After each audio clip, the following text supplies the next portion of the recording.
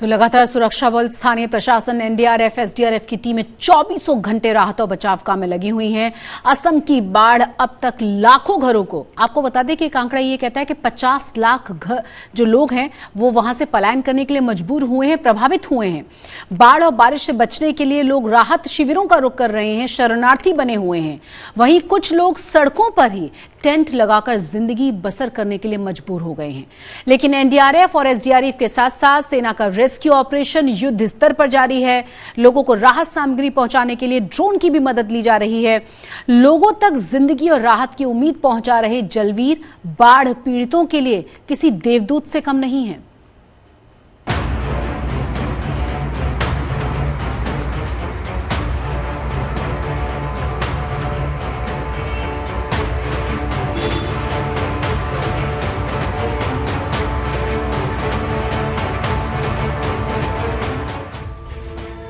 बाढ़ के कोहराम से असम में तबाही की इबारत लिखी जा रही है, लेकिन बाढ़ पीड़ितों को उम्मीद है कि आफत के बादल जल्द ही छट जाएंगे।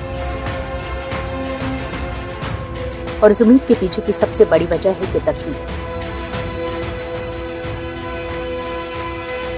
यह आज असम से आई राहत और बचाव की सबसे खूबसूरत और दिल को छू लेने वाली तस्वीर है। एक तस्वीर जो बताती है कि असम में जल प्रलय के बीच किस तरह से जांबाज फरिश्ते बन गए हैं। वो फरिश्ते जिनके लिए एक माँ के दिल से दुआएं निकल रही है।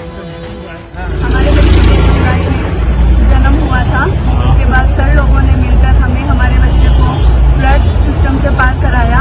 ये बहुत बहुत शुक्रिया, दिल से तहे दिल से उनका थैंक यू। आप लोग नहीं होते तो हम लोग जैसे बहुत मुश्किल में फंस जाता। बहुत हेल्प किए हम लोग ने, और हम भी दुआ करते हैं हमारा बेटा कभी फौजी बने, ये भी हम कोशिश करेंगे। दरअसल ये महिला अपने 6 दिन के नवजात के साथ बाढ़ के पानी से घिर गई थी। ऐसे में असम राइफल्स के जवानों और अधिकारियों ने न केवल इस परिवार को बचाया, बल्कि बच्चे को गोद में लेकर सुरक्षित ठिकाने तक पहुंचाने भी निकल पड़े। उधर दूसरी तरफ असम की बाढ़ में जिंदगी बचाने के साथ साथ जिंदगी चलाने की मुहिम भी जारी है। सिलचर में सैलाब के चलते बेघर हुए लोगों के लिए फिलहाल ये रिलीफ कैंप ही घर बन गया है। बाढ़ के चलते जिंदगी पानी पानी हुई तो जैसे इस कैंप में राहत का किनारा मिल गया। यहाँ लोगों की खाने पीने से लेकर बच्चों की पढ़ाई को जारी रखने तक के इंतजाम किए गए हैं। इस बात की पूरी कोशिश की गई है कि बाढ़ के कहर ने चाहे घर छोड़ने पर मजबूर कर दिया हो, लेकिन जिंदगी अपनी रफ्तार से चलती रहे।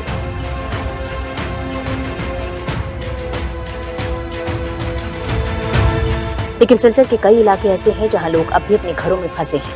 इन इलाकों में हालात इतने बदतर हो चले हैं कि लोग घरों से बाहर निकलने के लिए तरस रहे हैं।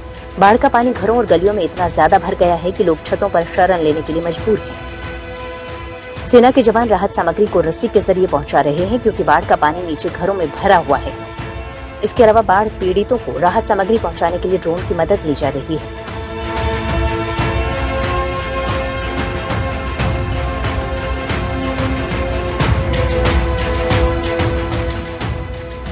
मोरीगांव की इन तस्वीरों को देखने से ऐसा लगता है जैसे यहाँ जल प्रलय ने पानी का पहरा बिछा दिया हो।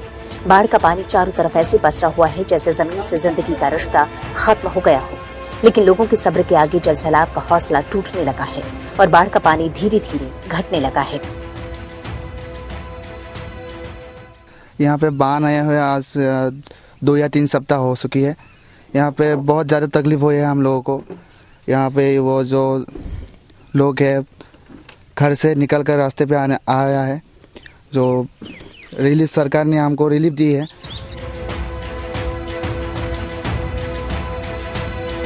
मोरीगांव में पानी के घटने का अंदाजा इसी से लगाया जा सकता है कि जिन सड़कों पर पहले पानी का पहरा था, अब उन सड़कों पर पानी घटने से ये महिलाएं निकल पा रही हैं। हालांकि फिर भी आफत कम नहीं हुई है, क्योंकि घरों के चारों ओर अभी भी बाढ़ का पानी जमा है। यही वजह है कि अभी भी लोग सड़कों के किनारे टेंट लगाकर रहने के लिए मजबूर हैं। लेकिन आफत के बीच ही राहत का इंतजाम भी किया गया है। सरकार की कोशिशों पर बाढ़ पीड़ितों का हेल्थ चेकअप किया जा रहा है और उन्हें जरूरी दवाइयां भी दी जा रही हैं। ऐसे आ रही है, लोगों का तो मानसिक का भी थोड़ा प्रॉब्लम हो रहा है। उनसे सडनली 1 महीने में दो से फ्लड आ गया, तो इनमें से लोगों का बहुत कुछ प्रॉब्लम हो रहा है। तो इसलिए हम लोगों को मेंटल सपोर्ट देने के लिए और थोड़ा मेडिसिन, यहाँ पे मेरा ज़्यादा से ज़्यादा लोग साइकेट्रिक पेशेंट है, उन लोगों को भी मेडिसिन देने के लिए और थोड़ा बच्चों लोगों के लिए खाना वगैरह लेकर आज पहली बार मैं यहाँ पे आया हूँ।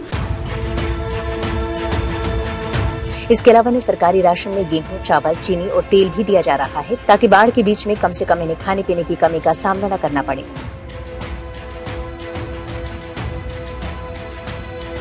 असम बाढ़ पीड़ितों की तरफ केवल प्रशासन ही नहीं बल्कि पड़ोसी राज्य भी मदद का हाथ बढ़ा रहे हैं। मणिपुर से मुख्यमंत्री एन बीरेन सिंह ने असम के लिए 135 क्विंटल चावल, दाल के 102 पैकेट, नमक के 120 पैकेट और सरसों के 120 पैकेट से भरे 3 ट्रक असम के लिए रवाना किए हैं।